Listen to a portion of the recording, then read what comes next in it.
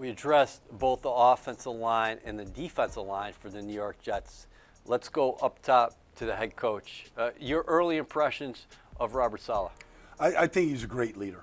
You know, I mean, anybody in New York that's watched cut-ups, YouTube, whatever, I mean, you've seen this emotional, guy, and that's fine. But the game is more than emotion. You got to have it. Don't get me wrong. You can't be flat on something. I mean, you got to be, on fire coming out of the tunnel. But there's got to be a preparation phase to it, where there is a learning curve. Okay, his thing is just one thing, a JOT. Just one thing at a time. Let's build it. Let's build this thing a thing at a time. And so there's got to be an approach. There's got to be, I told Robert, when this team gets built right and they're in that phase, he doesn't need the rah-rah speeches. You don't need that.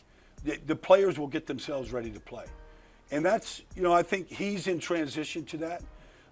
You got to keep a cool head on Sundays. You got to make really important decisions. It can't be just emotion. So I think he's got to learn. I mean, I think the team will learn. But I think the one thing he can do is communicate. I mean, from 1 through 90. He can, and then you just watched him around the field today. I saw him talking to Denzel Mims. I mean, he'll pick certain guys each day to start, building that relationship, the trust. Find out what buttons you need to push to get a guy going. You know Joe Douglas so well. He's rebuilding this roster. Do you like that dynamic between him and Saleh? Because this is the youngest the Jets have been at this point in the summer in 2 decades. So it's a young roster.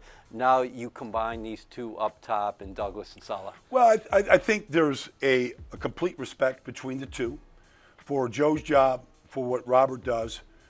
Joe selected Robert. It hadn't really gone that way in a while around here. This was his guy. There was a number of candidates this year.